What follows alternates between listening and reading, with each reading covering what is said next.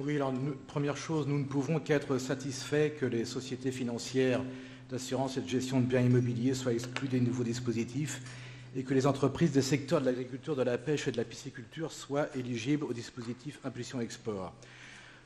Pour le reste, vous venez de nous dire qu'il y avait une part d'éco-conditionnalité dans certains de ces dispositifs, mais sauf erreur de ma part, je ne l'ai pas vu écrit en toutes lettres dans aucun des règlements. Donc nous pensons qu'il serait bien que ce soit marqué dans les règlements et pas seulement que vous nous le disiez au moment de voter cette révision. Il n'est pas fait non plus mention écrite dans les règlements rénovés de mise en place de structures d'évaluation et de contrôle.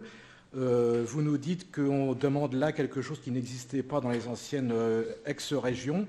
Il me semble que dans l'ex-région Basse-Normandie, au moins, il y avait un dispositif de contrôle.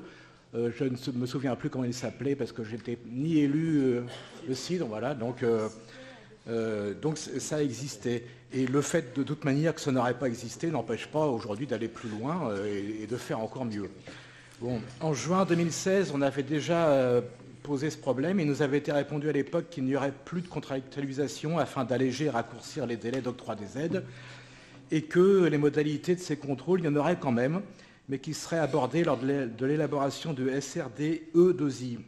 Outre le fait qu'il ne me semble pas avoir vu passer des modalités de contrôle lorsque nous avons débattu de SRD-E2I, sauf si ma mémoire me joue des tours, il nous semble également qu'il n'est pas interdit à une région d'avoir son propre fonctionnement en ce qui concerne les contreparties accordées aux aides.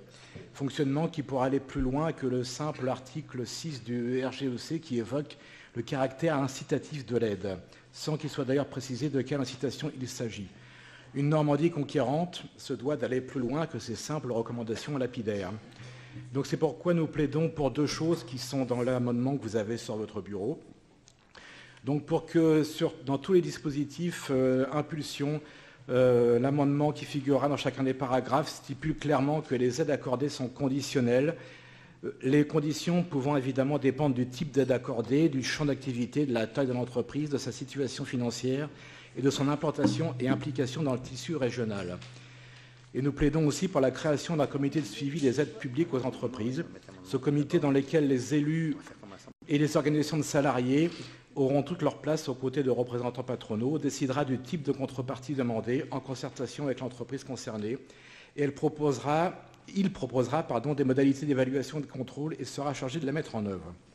Alors, rappelons enfin qu'une subvention régionale à une entreprise étant un transfert d'argent public vers une sphère privée, il n'est pas anormal que les citoyens, en tant qu'électeurs ou en tant que salariés, puissent contrôler l'utilisation de cette subvention afin qu'elle ne serve pas à enrichir quelques actionnaires au lieu de contribuer à la création de richesses dans notre région.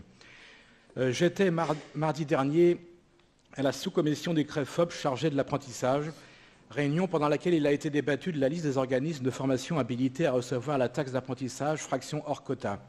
Et la représentante du MEDEF a trouvé bizarre que des formations généralistes de structures publiques comme des universités soient sur cette liste, au motif qu'il s'agissait d'argent privé qui ne devrait donc pas financer des établissements publics. Si je n'avais pas été complètement abasourdi par cette remarque, j'aurais pu lui faire remarquer, comme l'aurait fait mon arrière-grand-mère, que c'était un peu l'hôpital qui se fout de la charité. Mais elle a continué en disant que dans ce cas, il lui semblait naturel que les organismes destinataires rendent des comptes sur l'argent touché, reconnaissant par ailleurs, et le rectorat avec elle, que Normandie Université était transparente dans ce domaine. C'est entièrement normal, dans ce cas, que des structures publiques rendent des comptes. Si vous voulez bien conclure, j'ai rien à dire là-dessus, mais il est également normal que nous attendions la même chose dans l'autre sens. Merci. Voilà.